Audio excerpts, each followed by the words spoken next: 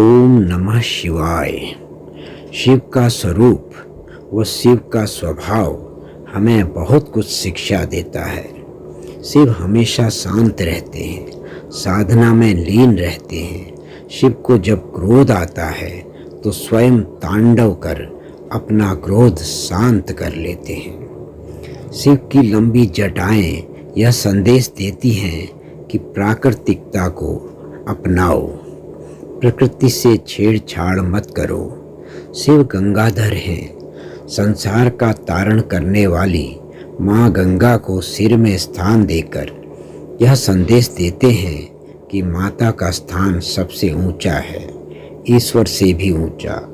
शिव के माथे पर चंद्रमा यह संदेश देता है कि जिस प्रकार चंद्रमा अमावस अर्थात संपूर्ण अंधकार से पूर्णिमा अर्थात संपूर्ण प्रकाश तक निरंतर परिवर्तित होता रहता है और फिर इसका विपरीत होता है अर्थात पूर्णिमा से फिर अमावस आती है, उसी प्रकार जीवन में दुख सुख व जीवन मरण का चक्र है।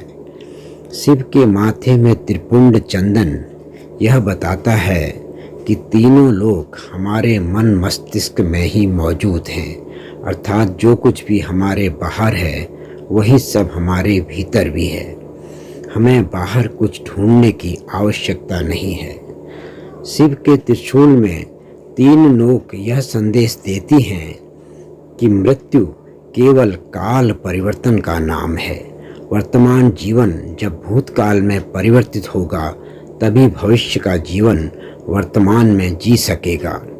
अर्थात जीवन के तीन स्वरूप हैं, भूत भविष्य और वर्तमान।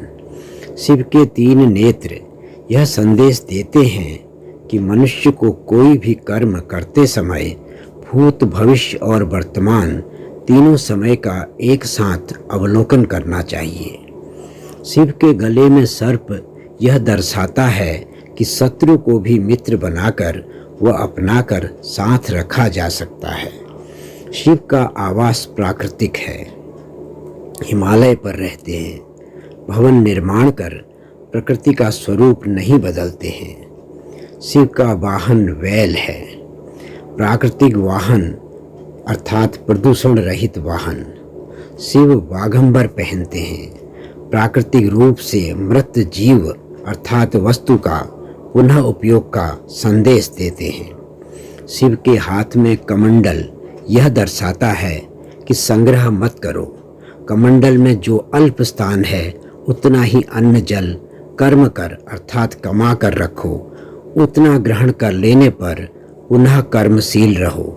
किसी भी चीज का भंडारण मत करो। शिव का भोजन है प्राकृतिक वन फल जैसे बेर या फिर वह वस्तुएं जो भक्तों के लिए हानिकारक हैं जैसे भांग धतूरा आदि, या फिर जैसा सभी जानते हैं आवश्यकता पड़ने पर भक्तों और संसार की रक्षा हेतु हलाहल विष तक का पान कर जाते हैं।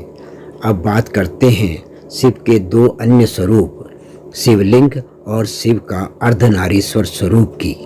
शिवलिंग यह संदेश देता है कि यह संपूर्ण ब्रह्मांड जितना दृश्य है अर्थात हमें जितना दिखाई देता है उससे कई गुना अधिक अदृश्य है अर्थात हमारी सोच से बाहर है।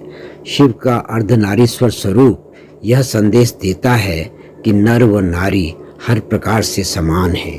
संसार दोनों से ही चलता है, एक के बिना दूसरा संभव ही नहीं है।